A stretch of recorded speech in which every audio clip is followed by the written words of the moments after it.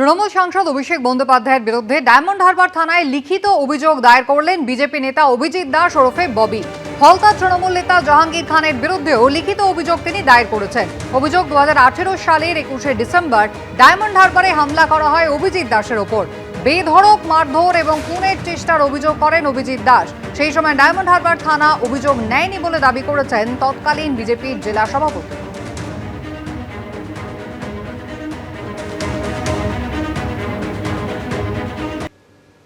বিধানসভা ভোটে তৃণমূল 80টা আসন পেয়েছে। 80টা আসন নিয়ে যথেষ্ট ভালো বিরোধী দলের ভূমিকা পালন করা যায়, কিন্তু সই জালিয়াতি করতে গিয়ে গোটা সিস্টেমটা নষ্ট করে দিয়েছে তারা। ঘণ্টাখানেক সঙ্গে সমান অনুষ্ঠানে এসেই মন্তব্য করলেন বিজেপির প্রতিনিধি বিমল শঙ্কর নন্দ। 80টা আসন পেয়েছে, 80টা আসন নিয়ে গোটা পশ্চিমবঙ্গে যথেষ্ট ভালো বিরোধী দলের ভূমিকা পালন করা যায়। বিজেপি 77টা আসন, তার মধ্যে আবার অনেককে ভয় দেখিয়ে ভাগিয়ে নিয়ে গিয়েছিল। তারপরেও 5 বছর তৃণমূলকে শান্তিতে থাকতে দেয়নি ভারতীয় জনতা পার্টি। এরা চাইলে কিন্তু 80টা আসন নিয়ে যথেষ্ট বিরোধী দলের ভূমিকা পালন করত, এবং আমি মনে করি গণতন্ত্রে একটা কনস্ট্রাকটিভ অপোজিশনের প্রয়োজন আছে। করলোটা কি করলো? এই জালিয়াতি করতে গিয়ে তারা পুরো সিস্টেমটাকে নষ্ট করে ফেললো। নৈতিকতার দিক দিয়ে আমি একটা কথা বলি, ভারতীয় সাংবিধানিক ব্যবস্থায় স্পিকার কিন্তু অত্যন্ত গুরুত্বপূর্ণ এবং মর্যাদা সম্পন্ন পদ। এটা বিধানসভার মধ্যে কিংবা লোকসভার মধ্যে যে রেসপেক্টিভ স্পিকার, তারা প্রধানমন্ত্রী বা মুখ্যমন্ত্রীর কথা মানতেও বাধ্য নন, কিন্তু তার নিজের মতো তিনি নির্দেশ দেন। প্রয়োজনে তিনি শাসক দলের লোককেও বার করে দিতে পারেন বিধানসভা থেকে। কতবার হাসিম আব্দুল আলিম কতবার করেছে, সেই ক্ষমতা তার কিন্তু রয়েছে। আর নৈতিক যে জায়গাটা, সেটা হচ্ছে এইরকম একটা মর্যাদা সম্পন্ন যে পজিশন, তাকে এইভাবে জালিয়াতির মধ্যে নিয়ে চলে আসা, জাল করে সই পাঠিয়ে দেওয়া। তৃণমূলের বোঝা উচিত ছিল যে এটা কিন্তু আর 2021 সাল নয়, এটা 2026। ওরা কিন্তু হেরে গেছে। আসলে ব্যাপারটা অন্য জায়গা, আমরা সেই জায়গায় দেখছি না। তৃণমূলের এদের পিসি ভাইপোর সবই তো গেছে, ওদের ভয় অন্য জায়গায়। 1600 কোটি টাকা, 1600 কোটি টাকাটা আমার লাগবে, ওইটা যদি ওরা নিয়ে নেয় তাহলে পিসি ভাইপোর একেবারে ভিক্ষা করতে হবে।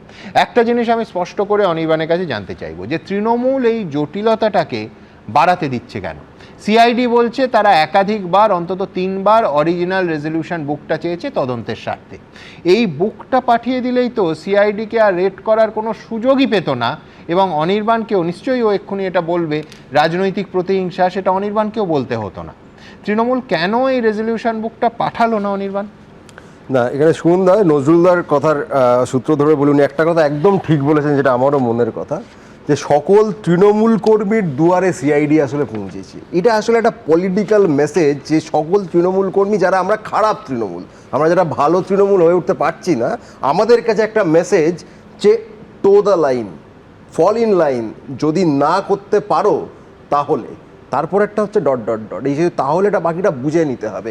সেইটা আমরা যারা একটু কম বুঝি, আমরা যারা একটু রাষ্ট্রশক্তির ক্ষমতা সম্পর্কে আমাদের অতটাও সম্মান নেই, যারা ঠিক আছে আপনি জেলে ঢোকাতে পারেন, মারধর করতে পারেন, সব করতে পারেন, কিন্তু আমরা একটু কম বুঝি, তো আমরা মাথাটা নোয়াতে রাজি নই। আমরা যারা খুব খারাপ তৃণমূল, আমাদের দুয়ারে যে সিআইডি পৌঁছচ্ছে, এটা নজরুলদার সঙ্গে আমি সম্পূর্ণ একমত। তুমি বলছো এটা প্রতীকী রেড, এটা বার্তা কেন বলছি?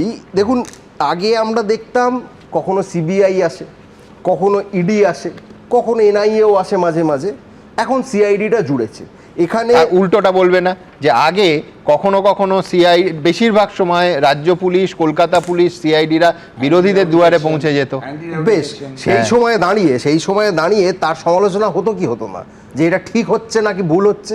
আজকের দিনে দাঁড়িয়ে যখন ফিরদৌসদা আছে, তরুণ আছে, সিবিআই বা ইডি যতগুলি মামলাতে বিভিন্ন সময় তথাকথিত রেড করেছে, এবং আমরা ঘন্টা 2 ধরে আমরা আলোচনা করেছি, তার কোন মামলাটার লজিক্যাল কনক্লুশন আজ অবধি হয়েছে? এবিপি আনন্দ, এগিয়ে থাকে, এগিয়ে রাখে।